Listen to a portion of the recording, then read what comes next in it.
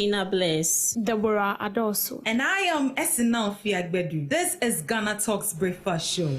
This is GhanaTalks Breakfast Show. Apologies to you for the distraction in our transmission, but yes, we are back on your airwaves. So keep getting in touch. I'm inviting you to join the conversation this morning. You can join us on all our social media platforms at GhanaTalks Radio, on Facebook, on Instagram, on TikTok, and on X.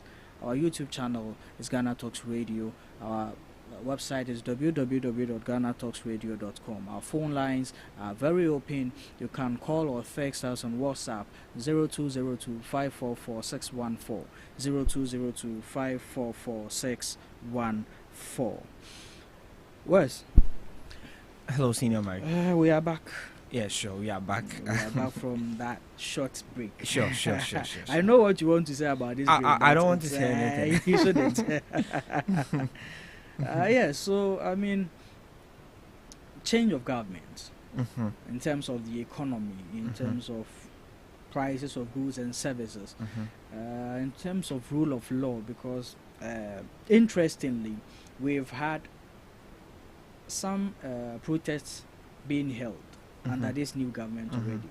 So, looking at all these things, from the past 8 years, under your administration, to the new administration, would you say it has been a retrogression? Would you say it has been a progress? What would you say about all these things? Okay, so thank you very much. Yeah. Senior Omari, I won't say it has been a retrogression, no. Okay. Why? Because we are not going back. As a Ghanaian, I wouldn't wish for Ghana to go back. Okay. So I wouldn't say it was a retrogression or it has been a retrogression. And then the good thing is this government is in power for only 6 months. Okay. But then, for not saying it has been a retrogression doesn't mean that it has been progressive. It has been progressive either. And it doesn't also mean that this government, it is guaranteed that they are going to perform better. So far, from all indications, it is not guaranteed. Why so? Okay.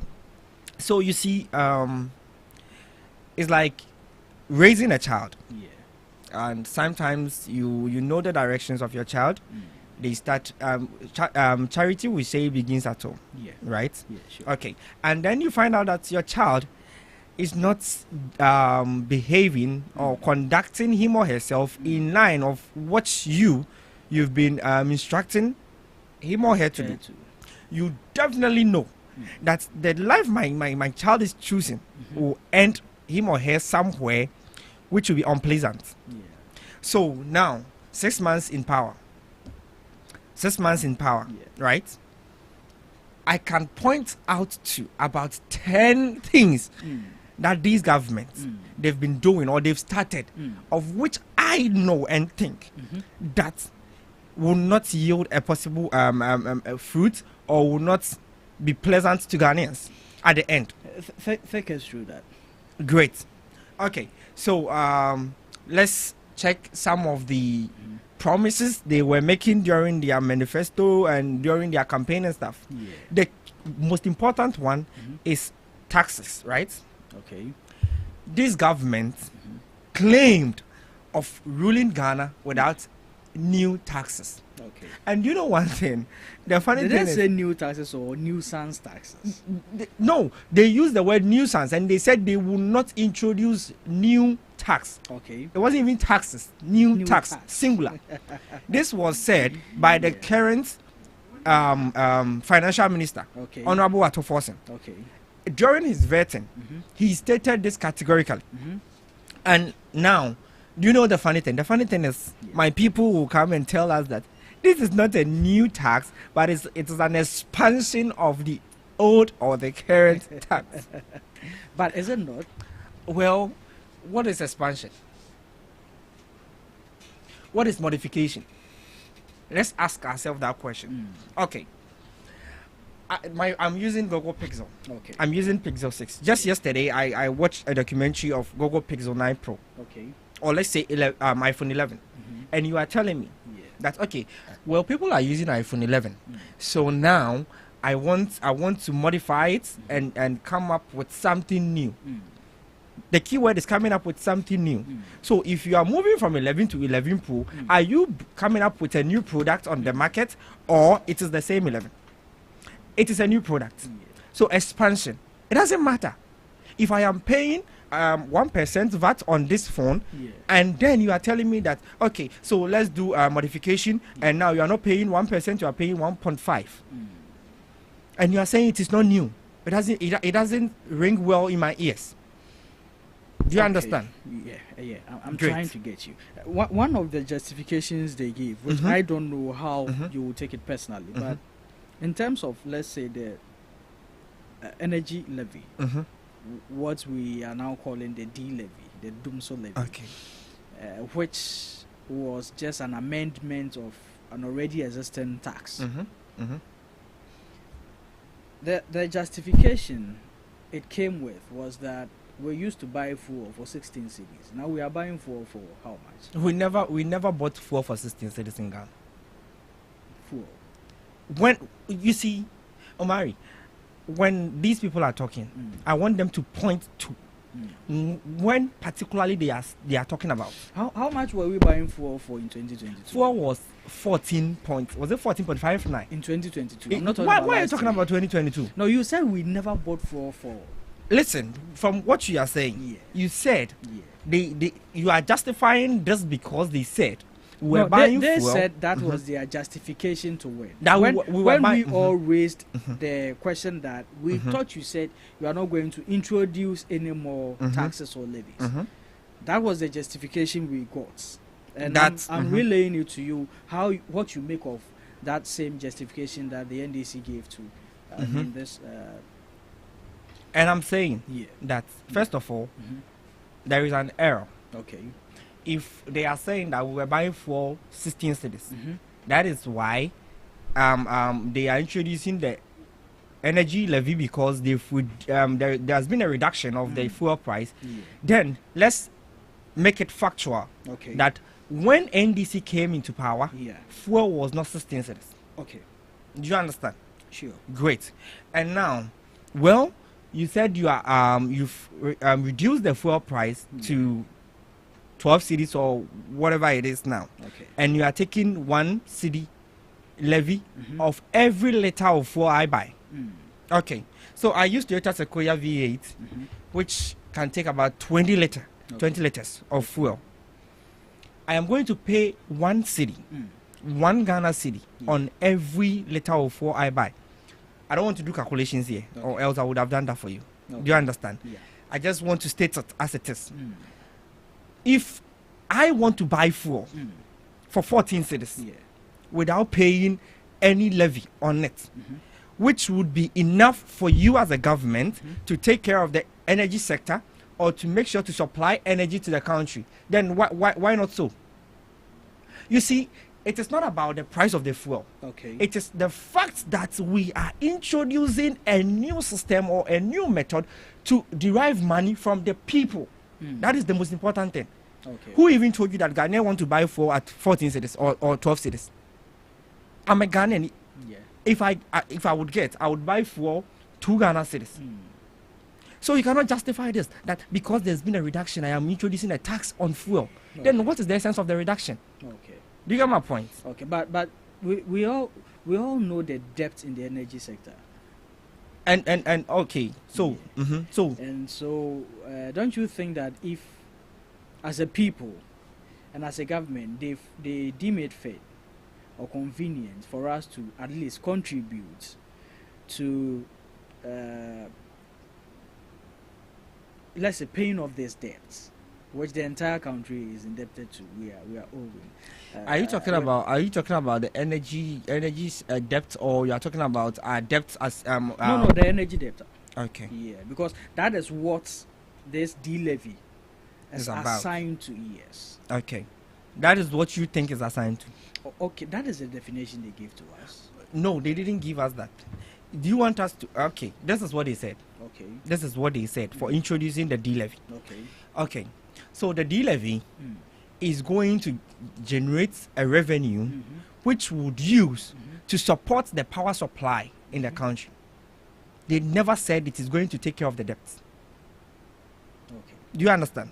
So now you are telling me that they are going to use the money, the 1 CD tax, to pay for the debts, the already existing debts. Then we will come back to square one. Okay. Because now we are going to pay our debt. We are not going to make sure that we provide the country with sufficient power supply. Okay. Do you understand? Alright. Okay. Now, we were in this country. Yeah. My brothers from the my opponent's party, Yeah. the NDC, Yeah. made a whole calculations telling Ghanaians how much each and every person living in Ghana owns. Why? Because they are citizens of the country. Okay. And there is a debt for the country to pay. Okay. They said it wasn't ideal that a citizen is supposed to pay a debt which was meant or which was incurred for the satisfaction of the citizen. And now you are saying that you, the same person who condemned that we've borrowed too much, we have so much debt to pay, and Ghanaians are going to suffer to pay this debt. You, the same person, you are coming to tell me that, okay, it is your turn.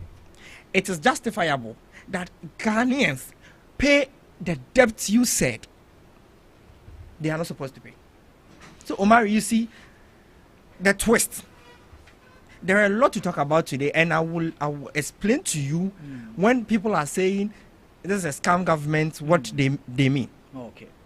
Okay. I think we'll find time to dig into this particular issue. But for now, let's look at what we have on the table today. And Sure. yeah, we are fortunate to have Mr. Ayamba join us in the studio, representing the NDC. Good day. Okay. Good morning. Good morning. Good morning to you. How has it been? Yeah, it's been okay. It's been cool. Okay. Thank God for that. All right. All right. So yes. And then you can't let us go without me commenting on what my brother just illustrated. Okay. I don't know what you think of that. If you have anything to say, I can grant you 2 minutes to address that, and then we'll Is move it because I'm late that you are granting me 2 minutes? on. Honestly, you are late. Yeah. Yeah. Piki, Yes, sir. opposition. Mm. Does it mean you should oppose everything? Mm. Piki, Yes, sir. I think the MPP as a government thinks that when you are in opposition, it means oppose everything, whether good or bad. Okay. And they need to look at the word opposition carefully. Even things that benefit the MPP party members themselves, the thing is because they are in opposition, they should oppose it. My brother is here talking about a scam government, and then who said we want to buy fuel at 14 Ghana cedis. Hey, today, you know that we don't want to buy fuel at 14 Ghana cedis. So if we were in the President Nana Danko Akufo-Addo's regime, which was just 6-7 months ago, were they telling us that Ghanaians wanted to buy fuel at 17 cedis, 18 cedis? He knows how much we owe when it comes to our energy sector. A little throwback. During President Mohammed's first administration, a debt of $21 billion was there to be paid at the energy sector. This $21 billion was as a result of the three Johns. Okay. President John Ajekun Kufuor, President John Ivanata Mills, President John Dramani Mahama. Okay. Incurred this $21 billion. We passed ESLA. The minority then said no, ESLA is a nuisance tax. Ghanaians don't need it. We passed it. And then unfortunately President Mama left office. These same people who said ESLA was not an appropriate thing came into office, used the money in ESLA accounts, used it as a collateral for $10 billion and shifted that $10 billion into other sectors that we don't know. You can't even mention of. Instead of using that $10 billion to pay for the debt, you used it for your own chop and other things. And you left off it, and you left close to $6 billion energy debt, over 70 billion Ghana cedis. And then you are here, you are telling us Ghanaians to who should pay for that. I think my brother should have come out and then go to. I'm advising him. He should go to the party office. Look, let's create an account. Cecilia, the past money, let's put it inside. Skytrain, let's put it inside. 15 million for all African game, let's put it inside. Almighty National Cathedral, let's put the money inside. Those money. Let's put the money inside. After that, then we can pay off or write off our debt in the energy sector. Then you can come out and tell us that look, we should leave Ghanaians alone. But you see, Godi. Because what President Mama is saying is, he knows these are hard times. I'm not sure President Mama would have brought this idea, or the party would have brought this idea when the fuel is selling at 17, 18 cities, when the dollar is at 18 cities or 17 cities. Okay. President Mama is pleading. The dead and the bar, you never check. It's in your number. I don't know now, Godi, who no party. Munim say, you better mark what you say, na ye dear to ya, debt for send a year to your delay. I don't know, Mona some of your alaba. Why don't you use oral to retrieve all this money and go and pay? No. You are getting it wrong, Piquet. So should we wait until we collect all these monies? But that's what you just said, that the NPP. But is it outright? Do we collect them outright? But when our energy sector you is, said the NPP should do that. That's why I'm really in. Yes, I'm also saying that they should have done that, or they should consider that, so that Ghanaians or President Mahama wouldn't introduce this levy. No, okay. So it's not an outright thing. Definitely they'll go through the process. Those who are found guilty will face the law.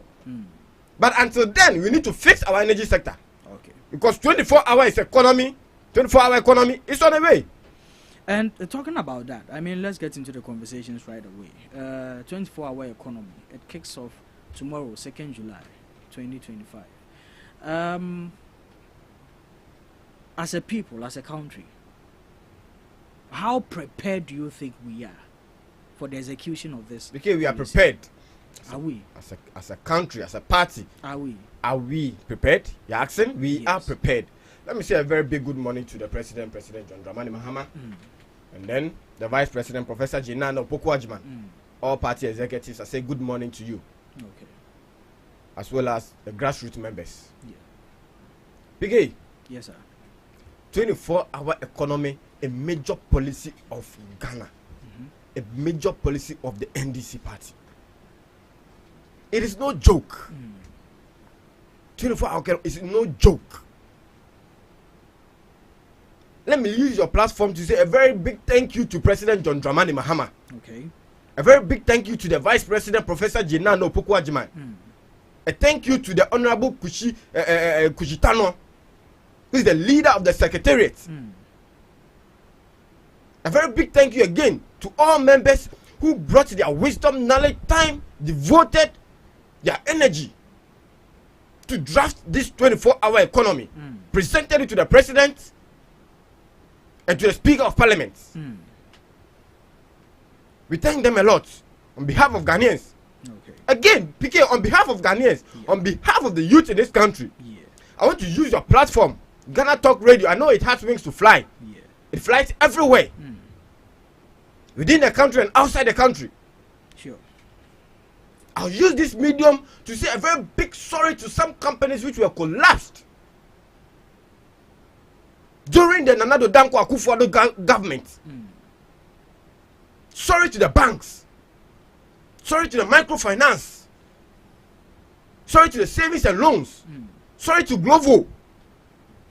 PK, sorry to Big Pen. Sorry to Bet 365. PK, sorry to Unilever Ghana. Sorry to Jumia Food. Sorry to Dark and Lovely. PK, we are very sorry to them. Do you know why we are sorry to them? They did nothing wrong. But we chased them out of our country. How? We did. How did we do that? Because of bad governance. We chased them out of our country. And do you know the saddest thing? They didn't go to USA. They didn't go to UK. They were just behind our corridors. Cote d'Ivoire, Togo, Benin, Nigeria. Are you telling us that then those countries were better than Ghana? Are you telling us that then those countries were peaceful than Ghana? But they left this country. We are very sorry. And then we plead that they come back and re-establish themselves. Because of one thing. Because we have a new leader now. A new regime. A new governance. Okay. PK. Yes, sir. It is not easy. Because the 24-hour economy just passed by all these companies. They could have embraced it. They could have opened their doors for it. But they are no more. PK, they are no more. You understand? Yes. Now, what is 24-hour economy? You are asking, are we prepared as a country? Yeah. 24-hour economy of every country is an economy that do not sleep. Okay. Ontonko na ona. And every country that practices 24-hour economy, PK, is not considered as an average country. Okay. Yes. Because the 24-hour economy is utilizing every little time it has or it gets to benefit the people of the country. Now, how prepared are we? PK, don't we have lands in Ghana? Lands. Okay. Don't we have the labor force? Don't we have water? PK, don't we have the personnel? So how prepared are we? Let me come in here a little bit. In the mentioning of lands, so we are talking about establishing new factories and industries and all that, right? If we are launching this initiative, how many new factories? In fact, the old ones, we can speak of Commander Sugar Factory, which can take about 3,000 workers. It's still there, not functioning. We haven't heard of any new factory or industry being under construction or establishment. But we do have people sitting at home looking for jobs. That's in terms of the lands. Secondly, you mentioned water. We all know what is going on with Galamsey. We were waiting for the president to repeal the LI that he promised to do. Up till now we are being told that it has rather been amended instead of being repealed. So the president has lied to us. Something he said he would do, he didn't do it. That's in terms of the water. Now let's come to energy. Look at the debt that has struck us in our energy sector. How fit, how financially capable are we? DK, did you listen? I'm coming. Okay. I'm coming. You let me finish. Right. I will give you all the time. That's fine. That's in terms of energy. In fact, this morning we've had some interruptions with our energy, with the power, and all these things coming off the back of the 24-hour economy. Let's say at night, a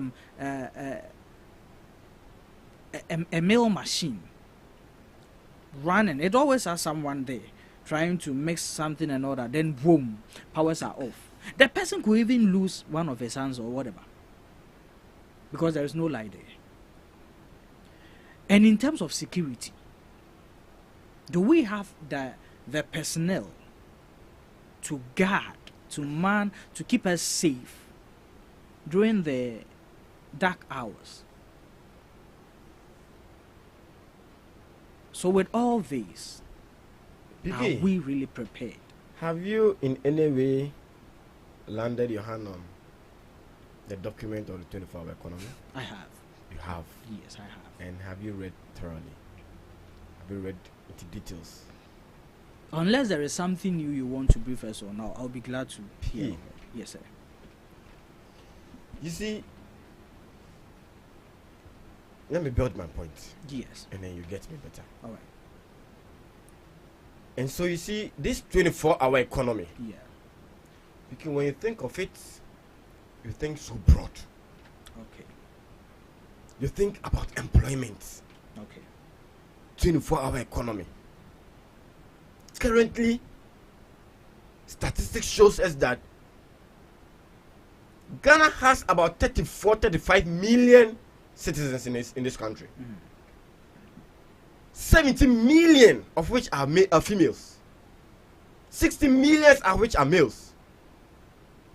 Okay, 14 million are the workforce Okay. in this country. 14 good million citizens are people who are energetic, people who can work, Okay. people who can bring development into the country. But the saddest part is, out of the 40 million, 2 million people are unemployed. 24-hour economy is coming. This is the big thing. 2 million people are unemployed. Okay. An economy that do not sleep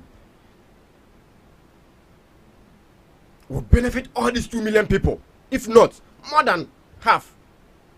Okay. PK, Yes, sir. energy sector. Yes, we know that we have some debt to deal with when it comes to the energy sector. And 24-hour economy, like our Honorable Kushi Tano said or mentioned in the press conference, it is not just a slogan, and it's not just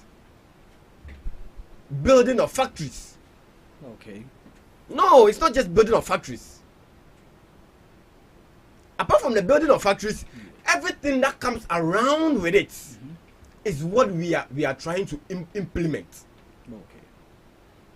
He mentioned that one, there's going to be a huge solar system that is going to be used alongside this 24-hour economy, because we know for a fact that we have energy crisis. Okay. PK, so these things are considered. Do we have these solar establishments already? PK, Or we are now about? there are companies which are willing, Okay. as part of the 24-hour economy, to come and produce all this. Oh, okay. All right. That's fair. You've set up a factory. Okay, I can produce, I can bring out the solar Okay. to power your factory. You pay at this price. Okay. That's fair. That's fair. That's 24-hour economy. That's fair. PK, biogas. PK, this is not a joke. Do you know how many people I mean, if a company wants to set up a solar system, a company in Ghana here, do you know how many people it will take to work in? Alongside the factories. PK, the security system. Yeah. Remember what a tough amount. I know you want to. Yeah. I mean, The security system, PK. We have the men. Just reinforce them. Let's give them what they have to use for the work. okay. You do know that for the past 12 years, the fire service haven't been equipped by government, like not a single work material. And we know how these fire outbreaks have been on a rampant for the past year or two. Even this year alone, we can count numerous of them. Are we really ready? PK, we are ever ready than PK. than we are ready. Okay. No, Wes, you have your time. Wes, you have it. You get it? Yeah. We are ever ready than you think. Because this policy is not just a slogan. Okay. This policy has been planned even before President Mahama took office. Okay. It was planned. It was thought of. Because there are countries which have implemented 24-hour economy. My people said there are countries which are doing free SHS, and so we can also do same in Ghana. Okay. Didn't it happen? Okay. Is President Mama not even pushing more into the free SHS? So why do we say 24-hour economy is the game changer? And the people come out to make those flimsy statements. Meanwhile, it will benefit themselves too. Okay. All right. PK, you understand? Yes, sir. So this 24-hour economy is going to utilize every resources we have in Ghana, especially the human force. Okay. Because 2 million people, it's not easy, it's not a joke. All right. Okay. We are utilizing our lands, we are utilizing our water bodies, we are utilizing everything, our human force. PK, there is this story that I heard one time. So there's this two head, I mean as a human head. Yeah. And one is a white man's head, one is a black man's head. Okay. And then someone went there to purchase one of this head. And then he said he doesn't want the white man's head. He wants the black man's head. And we asked him why. He said because the black man's head has not been put into use. Because it tells you that we have a lot to bring out as a government. It tells you that the workforce of African citizens are not being utilized. They are underutilized. Okay. They are underutilized. And therefore, we need to bring all these people out. We need to bring all these heads out. Okay. Kindly and wrap it up for me. PK, you understand? Yes. The world's total population, youths or people who are energetic and are not being put into use are African youths. Okay. 64% of arable lands in the world is in Africa.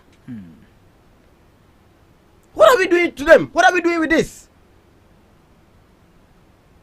So this is something we should really rally behind the NDC party, rally behind President John Dramani Mahama. Okay. To build a resilient economy. Okay. Because it is not just for Ghana, it's for Africa, it's for West Africa. Ghana is going to serve as an industrial hub Okay. for Africa, All right. just like China is doing. Okay. Because there are a lot to talk about this 24-hour economy. All right. Now because you are not giving you don't give me the time. I've given I think you my brother is enjoying the 24-hour economy conversation. So you should have given me more time to explain further. Okay. See, I'm going to. You've already done 10 minutes. PK. I'm going to add 5 minutes. Hey, PK. Don't worry. No. Oh. No. I would have passed in same time. No, I would have listen, passed PK is fair. listen. You can even give him 1 hour. PK, he would say nothing. Nothing. Let me tell you. Okay, it's fine. It's fine. Okay, It's you fine, can yeah. even you can even give him 1 hour. He will say nothing. I have the document for the 24-hour economy. Okay. You see, there was a time I said this. Yeah. The arrogance of NDC will put them to shame. Sam George, Honorable Sam George, sat on a national television, took the bold vision of Dr. Mahamadou Bawumia, the former vice president, and said, it is 73 pages of absolute nonsense. I have the document for the 24-hour economy. Okay, it is not, I will say it is nonsense, Okay. because it is not. Okay. It is 283 pages of absolute fantasy. Wow. It's full of fantasies, Okay. fictions, things that they know is non-realistic within the next 5 years. You see, when the former president, His Excellency Nana Addo Dankwa Akufo-Addo, Yeah. said that he was going to do free education, that is the free SHS flagship program, Yeah. President John Dramani Mahama stood on the podium and said, this cannot be done until the next 20 years. That is what he said. You see, this policy that we are talking about, the 24-hour economy, Yeah. we've been giving the NDC so much room, so many times, to explain what actually this policy is about. Up to today, we've not had a single NDC member, Even the man he mentioned, Honorable Koshi, Yoshitano. who is the advisor to the government on 24-hour economy, he hasn't been able to even explain what it is about. Are you sure? I am sure. I'm telling you this. You see, when I am asking what 24 economy is about, and you tell me that 24 economy is introducing a 3-shift system, we know. We know. The question is, we don't care about whether it is 3-shift system, 4-shift system. It is 24-hour economy. But we ask you, explain to us. If you are explaining something to me, give me the elements. What explanation do you need again? Thank you very much. So let me tell you. Okay, let me tell you this. Yeah. Some of us who've been to the western side, let me tell you the countries who've been able to initiate 24-hour economy effectively. Okay. US, Canada, China, and then UK. Okay. UK is not even doing it effectively as the other 3 I first mentioned. All right. Good. I've been to Russia. Russia is not doing 24-hour economy effectively as the other 3, but I would say they practice. Okay. You see, in Ghana, let me tell you one thing. The question is, are we ready as a nation? But the question was, are we ready? Yeah. I wanted to ask, are we ready as a nation? Are we ready as people or citizens of Ghana? Or are we ready as the NDC party or the government introducing the policy? Is the government ready? That's the first question we should ask. Are the people in the country ready? Are we ready as a Ghana, as a country as a whole? These are the 3 questions we need to answer. And if I ask you, explain to me what 24-hour economy is, and you come and tell me that, 24-hour economy is that somebody will sell wache at this time, and you can go to, and you get this, and you are not explaining it to me. It's a policy. Is that what is it? Oh, senior. Were you not in this country where somebody told us that we will be feeding wild animals in the forest at night? Were you not in this country? Were you not in this country? Let me tell you. Yeah. I am not against 24-hour economy policy. Okay. It is That's very nice. Sure. It is very nice. But do you know something? No. If you see me looking on my phone, don't be offended, because due to the dreams and initiatives of Dr. Muhammadu Bawumia, technology, digital man, some of us, we've appreciated technology so much that we don't carry books and pen no more. Okay. So please don't be offended. I make my notes fair. on my phone. That's Thank you very much. So I made some notes, Yeah. and I will tell you what my take is on this 24-hour economy. Okay. It's a very nice policy. All right. You see, Yeah. when you go to other places, they are doing it. It is boosting their economy, generating revenues. Why? Because there is always production going on. Okay. In the morning, in the afternoon, in the evening. Okay. Very solid. Yeah. But why am I saying that we are not ready as Ghanaians? Let me start from Ghanaians. Sure. There hasn't been any proper sensitization on what the 24-hour economy policy is about, and what it does, and how it can be done. Okay. Have you seen any sensitization drive?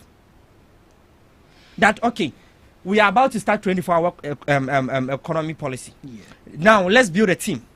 Okay, for since the government initiative, let's consult NCC, National Communication for Civic Education. Okay. Let's deploy them, Okay. especially to the rural areas. Let's talk to them about what 24-hour economy is. Let's sensitize their minds and let them know, abreast them with what it's about. Let's inform them that this is what you are supposed to do. This is what you are supposed to do. I'll give you all the reasons why I'm saying this. Okay. So you sensitize the people of Ghana about 24-hour economy. That, okay, so we are introducing a new shift system, which in this moment we are going to run 3-shift system. So aside the already existing sectors or the companies which are already practicing 3-shift system, like the hotels. I don't know if the hotels, they are doing 2 or 3, but then the hospitals are doing and you see, 24-hour economy is partially being practiced in Ghana due to Dr. Bawumia, due to mobile money interoperability. Due to him? Yes, mobile money interoperability. You can do transactions at any time. Wesley. So I can tell you that the banking sector is working effectively, whether night, day, or in the afternoon. Am I lying? So is a mobile money interoperability? What is banking? What is banking? What is banking? So That's to, the so to, Mhm. to, today that initiative you are telling us is an initiative of Dr. Muhammad Bawumia. Oh yes, Okay. you know. And then I said 24-hour economy, we are partially practicing it in Ghana because, as you know, some sectors are doing it. I mentioned the health sector, they are doing it. Okay. The hospitality, they are doing it. Okay. And they are saying that some of the sports need tourism. Senior in Ghana. You want to tell me that I want to go to Lake Bosomtring? Listen, no.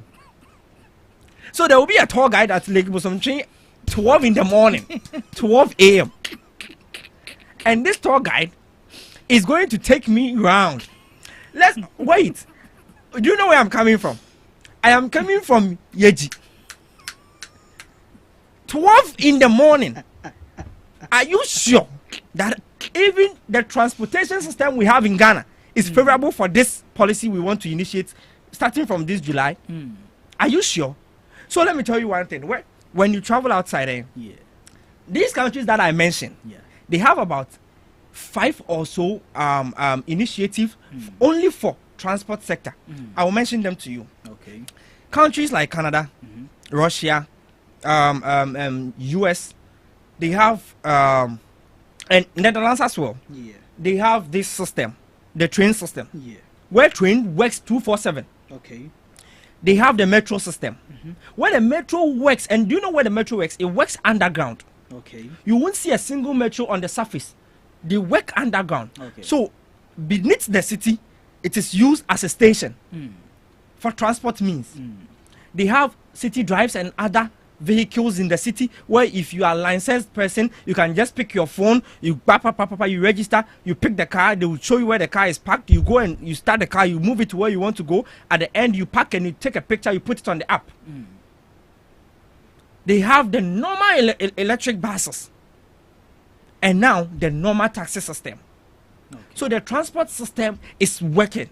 Okay. Brother, I've been away for a year and some months. I've never seen a single day that there was no light.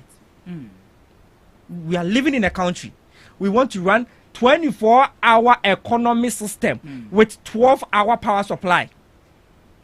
Which was orchestrated by your party. Orchestrated by my party. You see, I didn't want to batter what he said about let's collect this, let's collect that, let's go and bring Sedinam Tamaklo.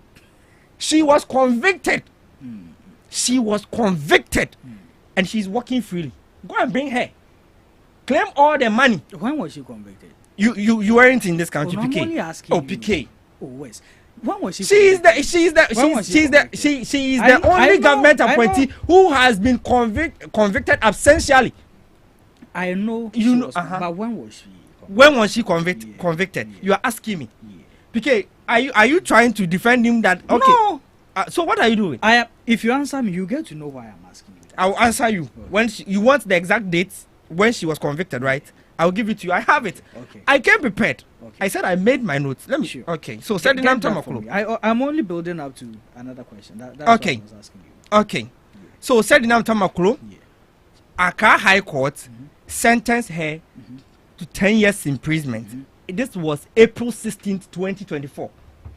You know why I was asking you that? Why? Because your party was in power.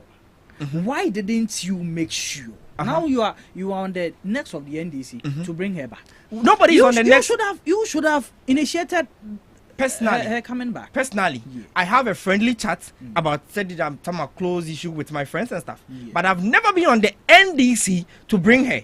Okay. Do you understand? Okay. But I am saying that if you are saying that some people who have not been convicted needs to bring money, Oh, okay. and you, Okay. a member from your party who has been convicted, Okay. you've not been able to advise her to come. Okay. Now She- I'm getting. Do you get my point? Yeah, So now I don't really care about whether she's been away or not. But those you mentioned, they've not been convicted. yet. Okay. And That's your fine. party is doing I don't know, but you are doing your law and your ruling and everything on the social media. It will help you. It will help you. So as I was saying, let's get back to the 24-hour economy Yeah, policy. well, you have 3 minutes to end. I know you give me 3 minutes. I know. I know. So now, I was talking about the transport system, right? Yeah. It is not favorable. Okay. Somebody from Sekwa I say don't get yes hometown. Obey then when your car. How would a person get a car around 1 a.m., 2 a.m., 12 a.m., even from 10 p.m. going? It is difficult to get a vehicle if you don't own a car. And you know. Yeah. So the transport system is not favorable. And I said that there hasn't been a sensitization drive, which would prepare the mindset of the people. Okay. Good. Now let's go. Inadequate power supply, I've already mentioned. We are running 24-hour economy with 12-hour power supply. It's oh God. It is not possible. Let's give ourselves some time. And I will tell you what the government I think should do. Okay. So now let's go. Weeknight security system in Ghana. Okay. Crime rate goes higher at night. Okay. And you know, when we start this initiative without putting measures in place, task force, patrol team, it will be very, very dangerous for citizens of this country to work at night and night hours. You see, some of our nurses who even go on night shifts are already complaining about where they are living. Somebody is living at a Pride New site, coming to a just so meeting robbers and stuff. These young guys who are unemployed. Okay, so probably this is how it's going to be. With the introduction of the 24-hour economy, all these thieves are going to find jobs to do, so they are no more going to rob anyone. Senior, don't let nobody lie you. I am telling you this. This is the government who came into power within 3 months or 2 months, sacked people from workplace. We are in this country, and now they've also contributed to the unemployment rate because people were employed. They've sacked them. Do you get my point? They've sacked them. It is not possible. You see, this okay. Let me move to what the government should do because you said I have yes. So yes, this is very important. Labor concerns and exploitation risk. Okay. There should there should be a framework. Okay. The labor unions and the trade unions need to come together. If we are going to introduce a new working system, 24-hour economy, a shift system, what are the measures we are putting in place which would help these people who are going to fall within this shift system? Okay. Nothing has been done so far. And now, readiness. Have you heard from one single company since we started talking about 24-hour economy who has come up to say that, okay, my company is ready? A private sector. I'm not talking about public sector. Okay. A private sector who is saying that I wasn't doing 24-hour economy system. I wasn't doing three-shift system. But I am ready to do this since our government is saying that we should start the initiative. Have you heard of a single company? A single company? No. None that I know of. Okay. Good. And now let's go. Strategic planning and public engagement, I've already said it. Okay, so this is it. Ghana is simply not yet ready. Okay. I think we should do something like practical. Okay. Let's take some strategic zones. Accra, Kumasi, but not all part of Accra. We should pilot it there. Exactly. Okay. Let's try it. Okay. Do you understand? But if you say that we are starting from July without any strategic plan, you see, the main reason why they want to do this early is because it is a very nice initiative. But why so early? You should wait. Okay. The main reason they want to do this is, you see, they scam their way into government. Oh, we will do this. We will do that. We will do. So they want to force themselves and do something. But I am telling you, I am happy that they are even starting this early. I give them 1 year. Ghanaians will come back and tell us that, hey, Tale na scam. This one na scam. Okay. It's a very nice policy, but let's try it. Let's take it slowly, slowly. Let's put all the measures in place. Yeah. We can do it. Okay. Let's put the measures in place. So go and tell your party members and your president, Mr. President John Dramani Mahama, that it is okay. We understand. We want 24-hour economy, but let's take our time. Okay. Got it. PK. My brother should go and read. Wesley just my brother should go and read the laws about trying someone in absentia before he makes comments on those. You see, PK. Got it. And for me to be very fair to you, it's 9:17. So you end at 9:20. There's a rebuttal you're making. Do you start building a house without factoring or considering buying iron rods? you want to build a story building, and then you decide I will not factor buying iron rods. I don't know the head and the tail of my brother's submission. At the end, he's even supporting the NDC party in regards to 24-hour economy.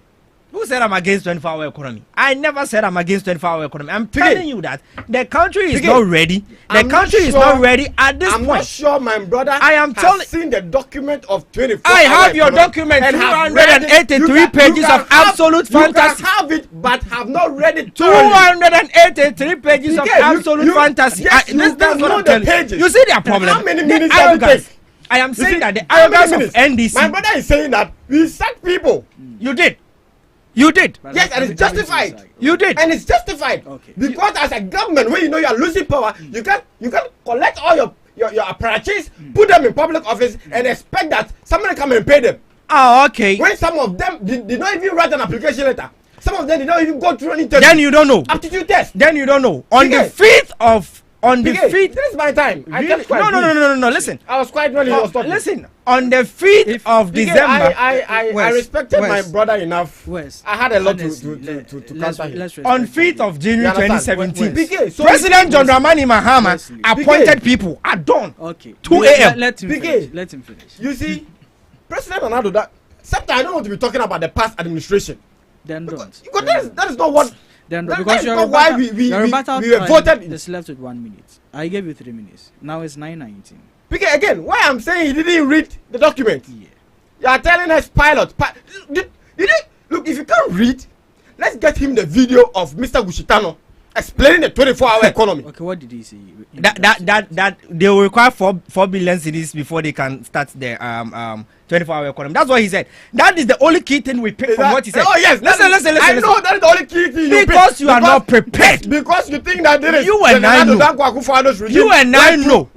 You and I will be channeled into people's pockets. You and I. What you think. You and I know. That is what you think. You and I know you that. You think this is President Nana Dankwa Akufo-Addo's regime. I don't want to do when this. When after mentioning this money, you channel it into people's pockets. I don't. So that is all that you know. I don't want to make money. I don't want to make the work difficult for PK. But what you are saying, you and I know that we are not ready as a country. Please let me make my submission. Please let me make my submission because I kept mute. You get it? I kept mute. So my brother should. You see, we are young politicians. PK, let me advise my brother. This is a smart advice. Don't advise me. We are advise your party. Don't advise. And then there is the time for it to build our credibility. Okay. Credibility should be at play. Because at a point in time, if you are not credible, if you don't lay out your facts well, at a point in time growing up, nobody will listen to you again. Okay. Because you don't bring a fact. You don't speak the truth. If you try to emulate your masters, they are there already. You might not be able to get there. PK, so I beg, as you young politicians, I would love to see my brother moving higher. Okay. And so this is the small advice I'm giving him. He said doesn't want your advice. I know he doesn't want it, but you go think about it again. Okay. Gode, you 3 minutes your time has been exhausted. So, you see, I'll take Wesley on this one first. Okay. Wesley, government is okay. When we speak of an informal sector of a country, the informal sector of our economy, where does it target? Okay, so PK. Yeah, quick one. I want my brother to go and read the 1996 Act, 1960 Act. I want him to read. I have my notes here. Act 30, no, please, Section 181 and 182 allow him about the absentia conviction. No, okay? allow him to read it. I will read it. It's different from reading it. Listen. And getting to know the interpretation of because it. Because we don't have much time and we have about 3 more items to talk about. You don't know what so, it is. you were against the fact that he was convicted. Upset, like, come on. It is there. It is possible. We are not only doing it in Ghana.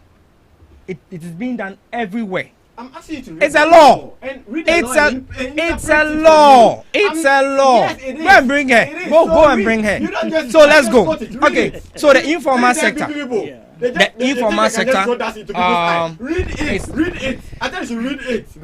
Got it. Read it. Kindly be answered. People don't know. People are watching. People are listening. They It's don't fine. know what is in that article you are mentioning. That clause. Okay. Mention it. Would you permit me? Would you let permit him me finish to with read? the submission. Would you When permit me is to your read? time? No. Okay. Let's move on. Okay. Peter permit him to read it. When we finish and there's enough time, we'll get back to the region of that. Okay. So that- So- Next week, you people will be here. You'll find time to I'm not sure whether I'll come. address. Why won't he come? Maybe because I'm coming. Because you are coming and you've been here for almost an hour. You've not said anything, even about your own policy. You couldn't even explain. Wednesday's okay. Okay, let's go. So the informal sector refers to the part of the economy which is not being regularized by the government. Okay. You see, let me bring it down. Yeah. When I say it is not being regularized by the government, we are talking about these women who are selling stuff on the road. When you go to the market, Sure. the vendors and those stuff, they are part of the informal sector. Structural mate is part of informal sector. Yes, and other businesses, menial businesses, that is the small and then the medium enterprises, Yeah. mostly about the vendors. Okay. Yes, who are not being regularized by the government. Okay. Those people are The the informal sector. Okay. Yeah. In the education of taxation, are these people? Can we say they are under any tax policy or not? Okay, so since these businesses are unregistered businesses, they are not obliged to taxes, Okay. and they are not paying taxes. Okay. And however, when you go to the market space, you see the woman selling on the table pays a market tax. I don't know if you know what I'm talking about. Sure. Because I've been to the market a lot. So they have these tickets that they sell to them. It's a form of tax that they pay. But they are not registered. It's not a registered business, so they don't pay a direct tax as the other corporate institutions and other institutions does. Yeah. Okay. All right. Okay. So what do you make of government's decision to modify a system Okay. So to tax them? First, I would say this: to tax the informal sector, one, it will boost the government revenue, Okay. and then it's a might Yeah. promote fairness to some point, Okay. and also it's encourage formalization, because if I am being taxed, why don't I make it formal that I am working? But however, my brother, why it is risky, or I do not support the idea of taxing informal sector is this: low and irregular income. Okay. You see, these people are earning little. Okay. You can argue that they are earning much if that's what you think, but to me, these people are earning little. Why would the woman selling them more money would pay the market levy and then would also be taxed by the government? Okay. Whilst the business is not registered, and it would depend on the how it's going to be done. Okay. If there is going to be a strict registration of these businesses, then it is fair that they pay, because if the business is registered, Yeah. tax needs to be paid. Okay. But if we are not going to force registration on them, and we are saying that we are going to implement a tax system for the informal sector, it is not fair. Okay. Because one, these people are not getting any government support because they are not being regularized by the government. Okay.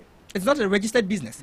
If you go to the government sector, which is in charge of giving loans, like the Maslock and the other private sectors as well, Yeah. and they ask of your business certificate before they can lend you a loan, it is not going to be possible.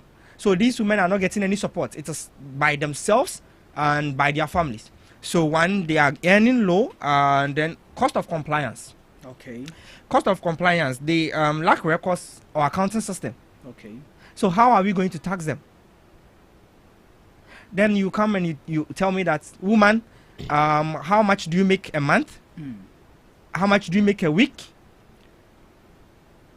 I don't know how we are going to do this. Okay. As somebody who has studied accounting before, I don't know how we are going to do this. Okay. That, okay, someone who owns a business which doesn't have accounting system, which doesn't have any records for accounting, will be taxed. I don't know how it is going to be done. Maybe if we are going to say we are doing it like, okay, if I look at your business every month, pay 10 cedis as a tax. Okay. Because tax is being calculated by a percentage.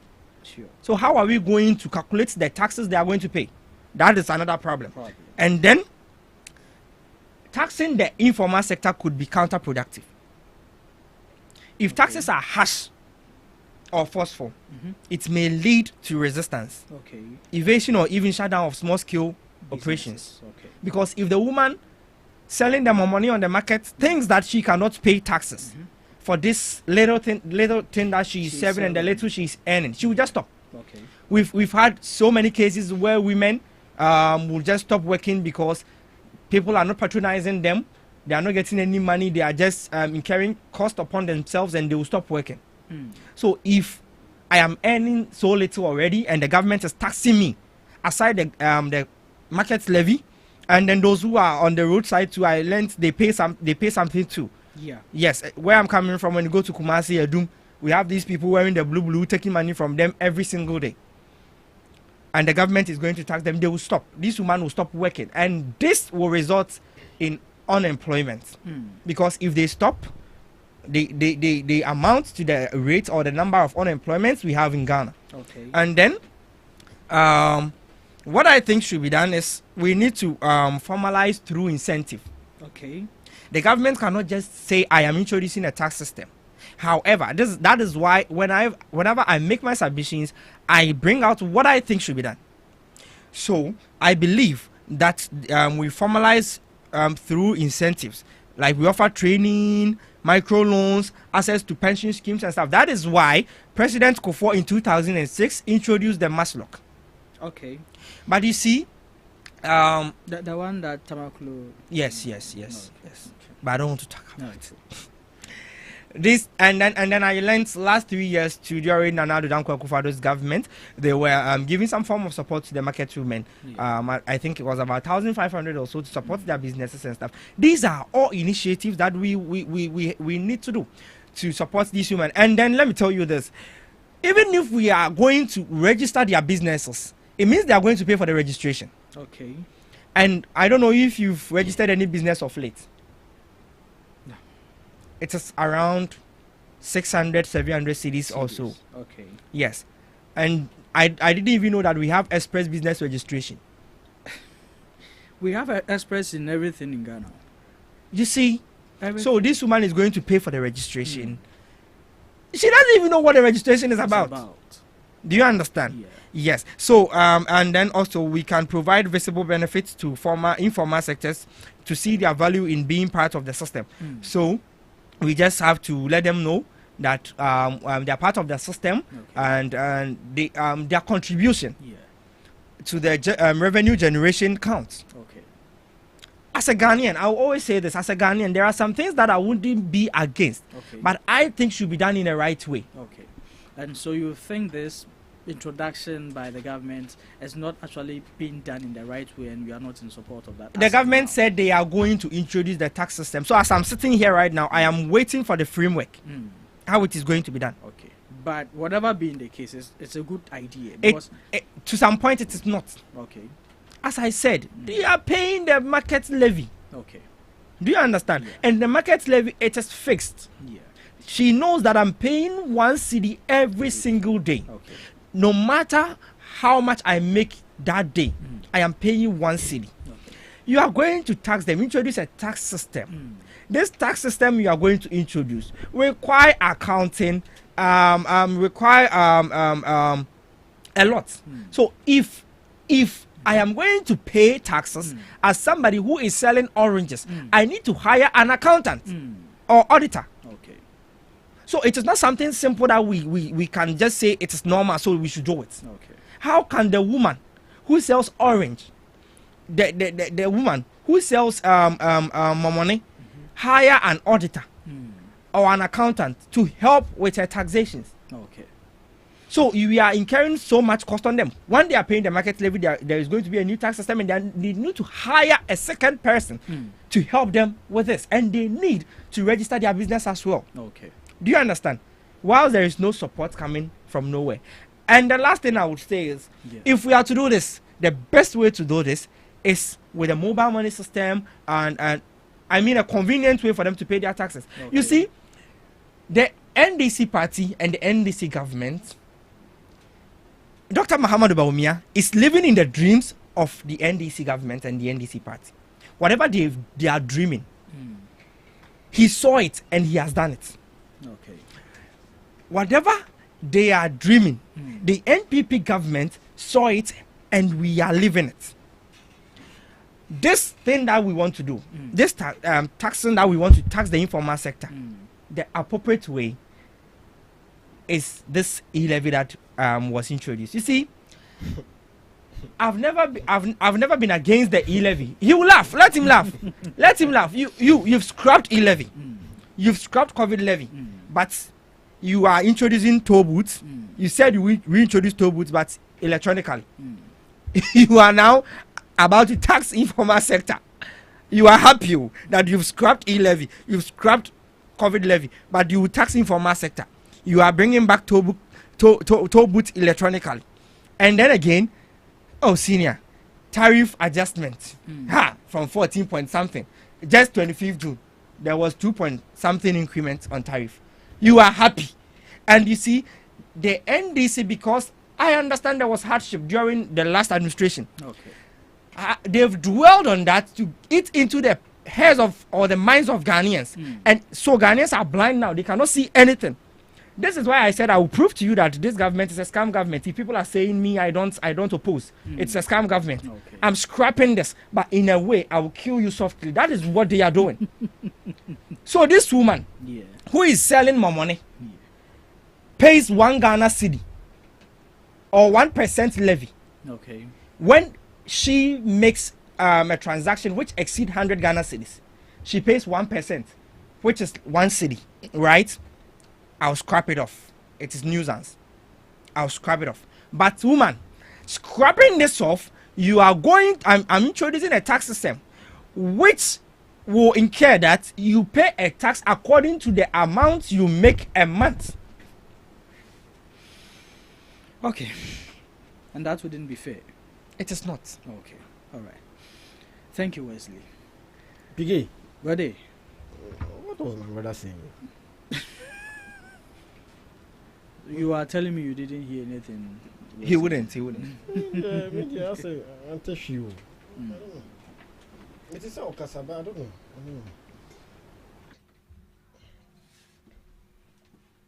Piggy. You see, former the late president, Jerry John Rawlings, as a young politician, he made a statement, and I'm now getting it clear. He said they are the same people, but they keep on changing their names. Piggy. They are the same people, but they keep on changing their names. Nipakrona, Nipediana, Valentine, Nidin. And I'm not surprised the NPP party before 2028 will change their name from NPP to another party. I'm not surprised because President Rawlings mentioned it, that they are the same people. PK, we all know that the informal sector, when it comes to building of our economy, is very large. PK is very large. Okay. And about 80 to 90% of our workforce are the informal sector. Okay. And these people just pay 5% of tax in this country. Piggy, 5% of taxes in this country. So it is important for every government to make sure that it broadens the tax net for everybody to participate. Oh, okay. So Wes, you have your time to rebut. okay. Yeah. Yes. It's important. But what is important is you don't double tax someone. No. Double taxation is wrong. Okay.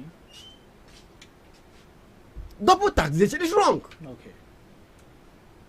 Depending on if I live in a tune chain. You understand? Yes, sir. If I live in a tune chain, we all know double taxation is wrong. And I'm happy he mentioned the positive side of taxes in this country.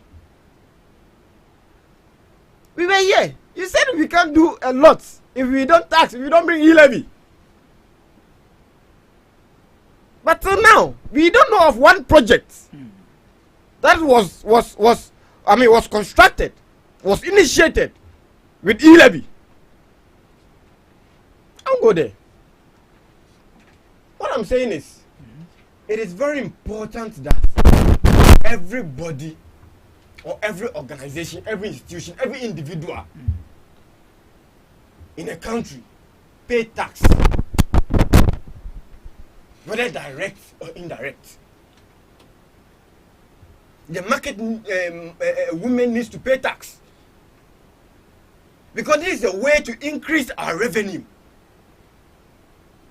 This is the means to build our country. Nobody wants tax. Who wants it? Nobody. But the way and the manner at which you tax people is what you should look at. PK, after taxing the people, are the people getting direct effects of the tax? And I know the NDC party has made it before. It's a fact. We don't collect taxes, money from the ordinary, the poor Ghanaians, and chop. We know what we did with them during President Mohammed's first administration. Schools were built. Hospitals were built. Unprecedented. It's novel. It has never happened in the history of our country. It has never happened. And so people want the country to develop. And then education is going on to let people know why or the reason behind this whole policy or this whole initiative. Again, he mentioned fairness. I support that.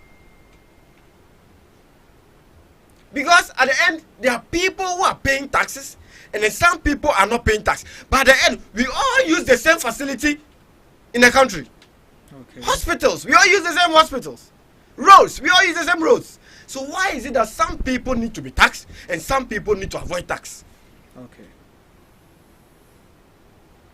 Because you understand? Yes, sir. So this tax initiative is very, very, very, very laudable. That my brother should support and should stop that e-levy. Now e-levy muchi yen yen hu dia mo de ye. Emission levy muchi yen hu dia mo de ye. Can they pinpoint one project out of COVID levy? It's not about building a nation with tax. It is about what you are using the tax for, what they are using those monies for, because they are coming from the ordinary people. Okay. You understand? Yes, sir. How many people are well to do in our country? If the informal sector decides not to pay tax, cry, whether direct or indirect, do you know how it's going to cost our country? Okay. Do you know how it's going to cost our country? PK. So it's very PK. Where's PK. I can interfere when he's talking. Let him finish. Let him finish. I'll forget. You won't forget. You won't forget. Godi, He said hand for me. because of president's former vice president, Degitama. So you have everything on your phone. Please go back to your phone Okay. and put it there. Okay. That's a short advice. Thank you, my brother. I hope this one you take. Yes, I took this.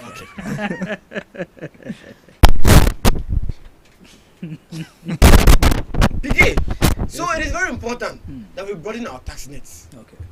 And then I hope, I believe that President Mahama, when this initiative is implemented, when money comes into the coffers of the country, it will be used for the specific thing it is taken to do. Okay. That is very important to me. All right.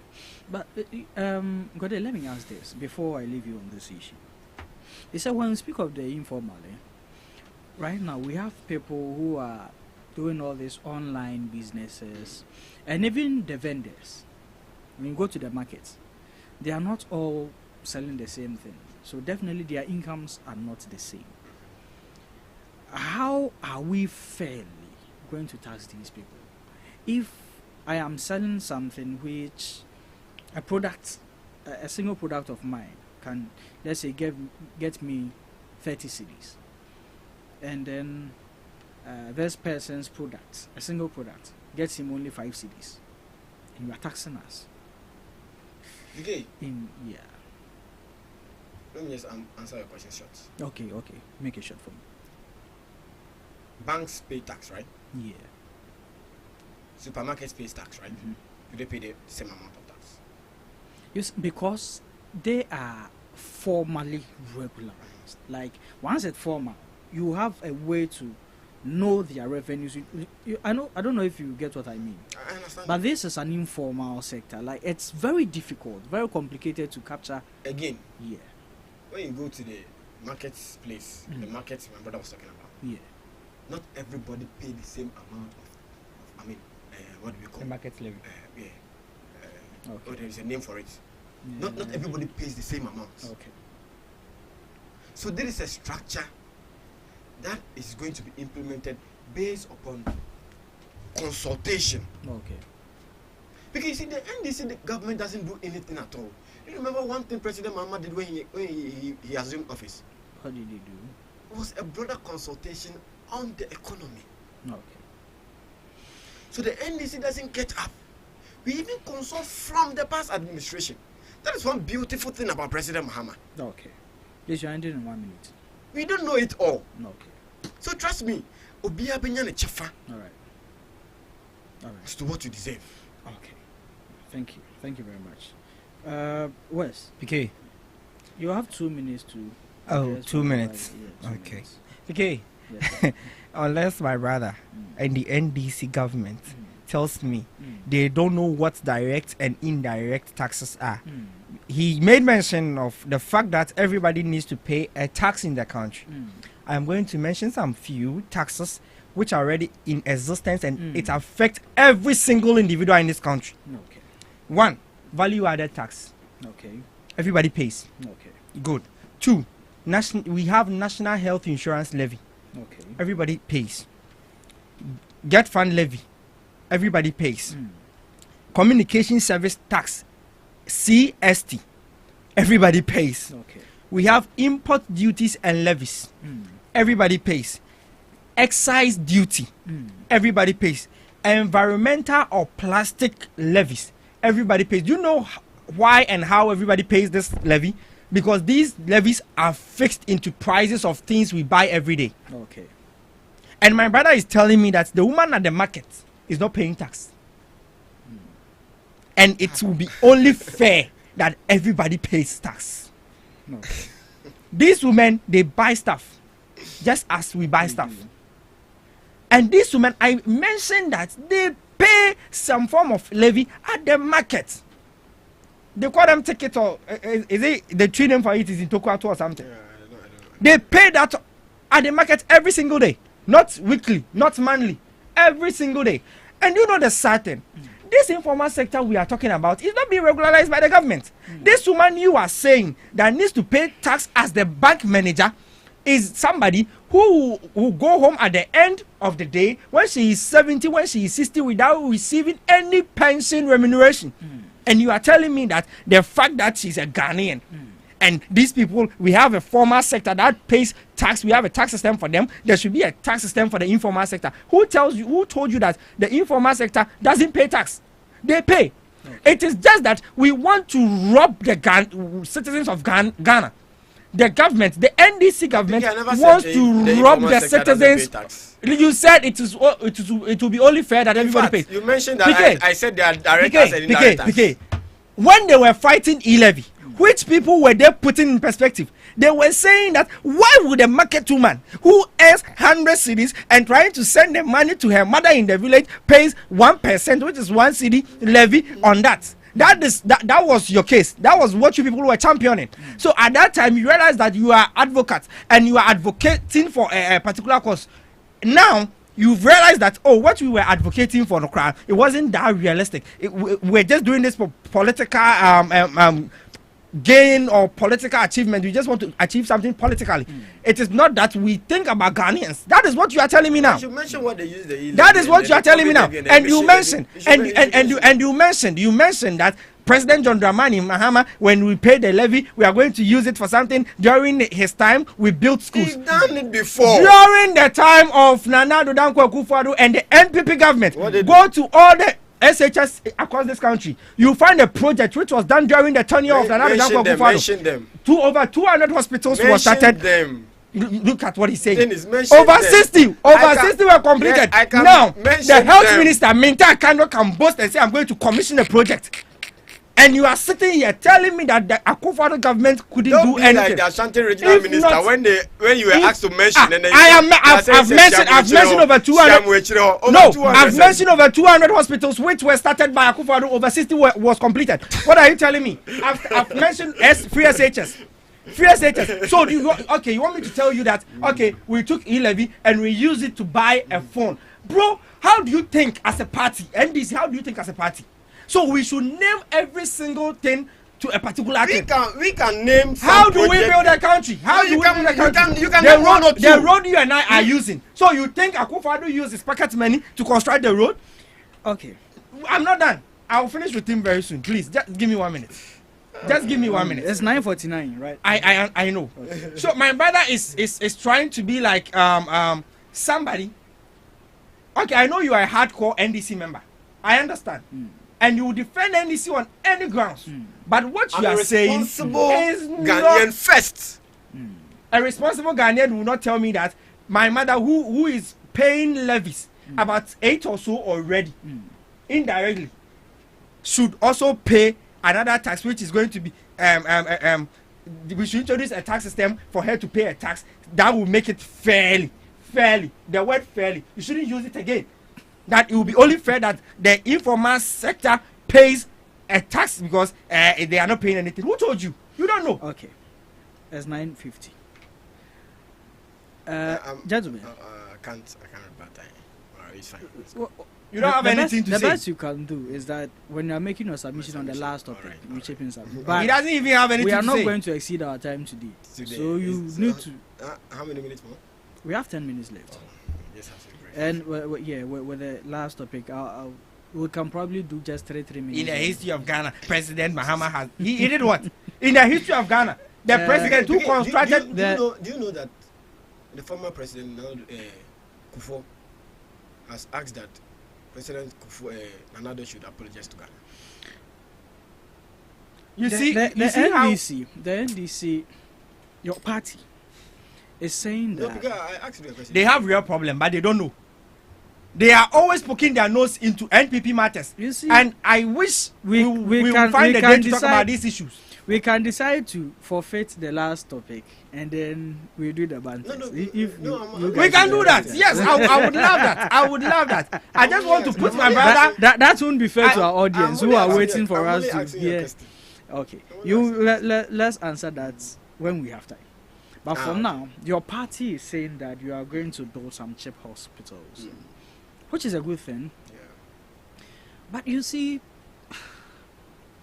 Gole, as a country, 21st century, a developing country, do we still need cheap hospitals?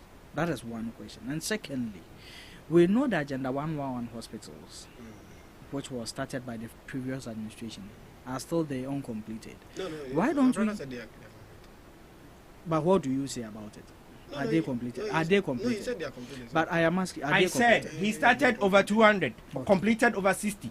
So why don't we channel these funds to completing these hospitals rather than trying to restart a whole new chip compound that I don't know. For me, I even think that as a country, chips, we've outgrown chips. We've outgrown it. But even if we have the funds for that, why don't we channel it into this district, this Agenda 111 district hospitals that is more advanced? Let me put it that way. Yeah, okay, so yes, you like you rightfully said, it have been prudent that we invest this money into the Agenda 111. Yeah. And in fact, President Mahama, in the early days when he assumed office, he mentioned that not even a single Agenda 111 project has been commissioned and is being in operation. And so, he will do all it is, what it will take him to make sure this Agenda 111 is completed before maybe his tenure ends. And I believe that he will, if not at all, 60 to 70% of Agenda 111 will be completed. Now, chip compound, like you are talking about. Because as at now, okay, as at now, it is true that we can invest this money into the Agenda 111. Okay. But because when you consider monies, the chunk of money that will be put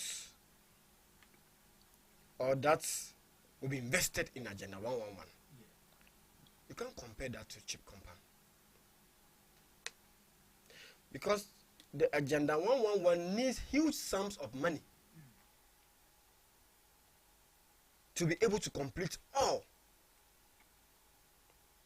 But what I think the government wants to do is, you can't use, let's say, 5 or 6, 7 chip compounds budget to build just one hospital in a particular region. Okay. Meanwhile, there are people in the villages, other villages. So if you are building the Agenda 111 in my hometown, in the north, with 5 or 6 budgets for a chip compound, what of those in Kumasi, beyond Kumasi capital city? So what I'm saying is, what you are saying is laudable. What some Ghanaians are saying is laudable. Okay. There's no two ways about that. It is very important that still projects which has been there, which were started by previous governments, it is important, it is prudent that another government continues it. Okay. But as to the time that we or the government wants to continue this project, you have to look at it. You have to look at the budget. You have to look at what will enter, what will go into. Because it is not something that this government has started. Again, President Mahama said this Agenda 111 needs to be investigated. Look at what happened, what went wrong, why it wasn't completed. And then after all this, we can now finally say, okay, now we have this amount of information about the Agenda 111. That is how it was started. That is why it wasn't completed. And this is how we can start it or continue it again. Okay. So I believe that the Agenda 111 hospitals will be completed. If not at all, 70 to 80% of them will be completed. by the end of President John Dramani Mahamad's term. Okay. Because he's done it before. We know. The facts are there. They are there to show. And so if the plan is to build cheap compounds, the government should go ahead. All right. Because those in the typical villages, Okay. it is sad when you go there. All right. Building a hospital even in the capital city, they even getting transport, money to even come to the hospital is even a problem. Okay. All right. Begin you understand? So we are not condemning Agenda 111. The means and the process of how it was started, that is what we are condemning. Okay. And then the government will look at it, and then at the appropriate time, it will continue. All right. All right. Thank you there. Thank you there. Wes. PK. You see, the culture of new government not continue or picking from where the old governments or the past governments left some projects is something which is impeding the progress of Ghana. Okay. And I must say this, I will not commend any government or whether NPP or NDC who comes into power and decide to abandon some projects which were already undergoing or being done but couldn't be completed. Okay. And say, I want to start a new project. Well, my brother said that the current president, His Excellency John Dramani Mahama, has made mention of completing the Agenda 111 project. Well, if it is so, then we hope to see it. So, talking of the chip compound, the CHPS, brother, you made mention that looking at where we are as a country, we should be able to do better. Community-based health and public service centers. And this era. Well, you see, my brother, maybe he didn't listen to the minister for communication, minister in charge of presidential communications or whatever. That position, I don't really know. I don't really know what it means, but I will. So, he said that this year they are going to complete 600 CHPS, and their aim or their goal is to complete about 2,000 by the end of the administration. 2,000 chip compound across the country. Again, Dr. Muhammadu Bawumia, the former vice president, may the Lord bless him. This was the man who sat down and realized that every district needs a equipped health facility which can stretch or broaden to support the localities, the areas. That is how come we got Agenda 111. He sat down and said there are 88 districts in this country, including 6 new regions, which has no district hospitals and regional hospitals. And in light of that, the former administration started over 200 hospitals. I can mention them. I have the list here. I think because of time. Yes, so I won't. Completed about 62 or so. You see, the NDC government, as I said, that completed about 62. He keeps on mentioning the 62, and then you're not correcting you him. can check. I can send you a link to go and read yourself. Read it for the viewers No, and listeners to we hear. don't have time. I can read. Wesley, I have the list here. See, this Okay. Agenda 111 thing. If your own party said that, not even one Not even one. Who was said? under operation when you left power.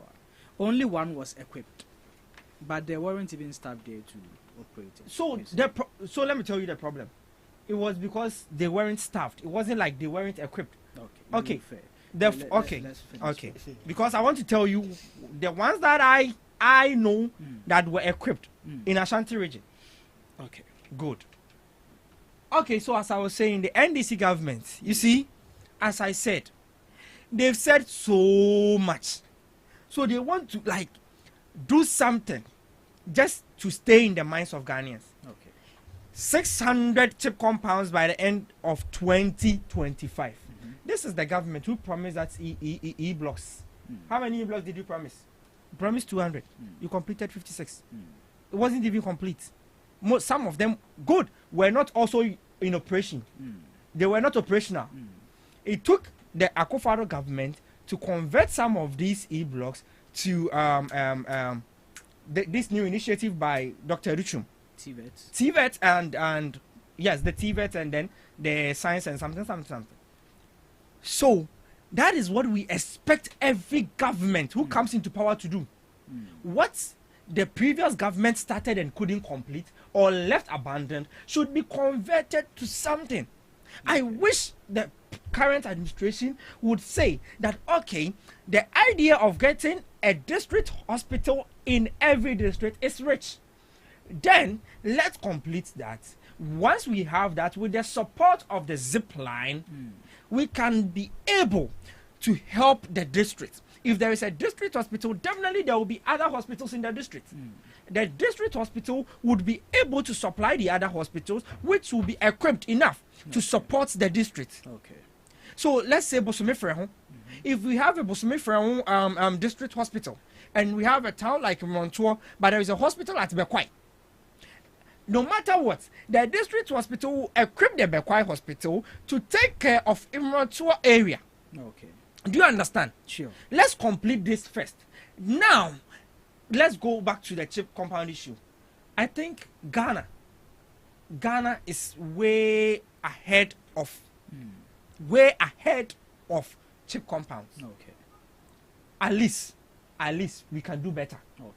Why don't we cut off the number that we want to do and say, okay, we are building clinics, but then we won't be able to do 2,000 by the end of our administration, but let's say 500.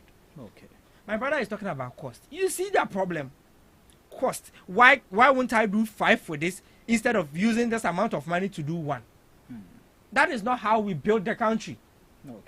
So we want to build, but do we want the inferiority or the good one?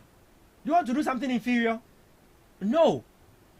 Let's do what we are supposed to do as a country. What we've got into. We don't need chip compounds. Me, I will say this on every day.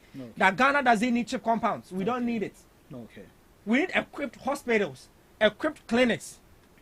All right. So my brother, I am passing this to you again. When you meet your people, tell them that we don't want this. This is what we want. You know. But it's like, oh. But then you see, what I am happy about us, I know that by the end of this year, 2025, Ghanaians would know everything that they didn't know before voting. That is it. Okay. Do you know something? Sometimes it baffles me when NPP as a party, not Ghanaians, they come out to talk about government abandoning state properties. I know our time is up. It is. The number of President Mahama's first term projects which were left in the bush. I leave that to the conscience of my brother. PK, I made mention that yes, I'm from the NPP, but I am not for any government, whether NPP or NDC, who abandons ongoing projects. That's what I say. And I stand by it. That's fair. Gentlemen, thank you very much. But your last words before we leave the studios. Yeah, so PK, President Mahama is working. NDC as a government, we are working. And then there's one thing I want to say. That during President Mahama's first term administration, there's something we weren't doing as a party enough. That is communicating to the people of Ghana on the grounds. Things President Mahama did, things he intended to do, things he was doing for the country. We weren't communicating that enough. So we had people come out to spell out falsehood, throw dust into the people's eye. But this time we won't allow it. we will make sure that the ordinary Ghanaian down there knows exactly what President Mahama is doing. So my colleague NPP, it will be better to join us so that we can build one nation for ourselves and for our children to come. Okay. Thank you. Thank you, the Godwin. Okay. Okay, PK. Yes, sir. So my last words, Yes. I'll just be snappy about it. First of all, I just want to tell my brother in the NDC party and the NDC government, His Excellency President John Dramani Mahama, that Ghanaians are watching. Ghanaians are watching with keen eyes. And what I would say is to Ghanaians that don't expect anything new. It is the old John you know. And whatever is happening now is as a testament of what we know already. Okay. That is what I would say. And then with the 24-hour economy, I am particular about the energy supply. Okay. That the light systems and Yeah, then I the explained that. I did. I know you did, but then okay. if we are saying that we are kickstarting from July, then the lights we should work on it, and then the energy sector should be more effective than this, because 12-hour economy policy with 12-hour power supply is deadly in waiting, and we cannot afford to lose Ghanaians, or we cannot afford to endanger the lives of young ones in this country for so-called policy, which is a fantasy, and that needs to be taken slowly, studied, and then practiced or tested before put into action. Then again, before I go, let me quickly greet my boss, Lawyer Charles Owusu. I greet him wherever he is, and then I am sending my regards to His Excellency, the former Vice President of Ghana, Dr. Muhammadu Bawumia, and we are solidly behind him. We are solidly behind him, and then we know that the bold vision that he has for Ghana, it will come to pass, and Ghana will be better. And Ghana will be better. 2020 And thank you to all our listeners and our audiences, wherever you are listening and watching us from. We thank you for making time with us. Once again, as a new month, I wish you a happy new month. Go hard or go home. DJ Rock will be taking over very soon. This is where I call on the curtains. My name is Pakwesio Mare. Enjoy the rest of your day. What do you want for breakfast? How do you want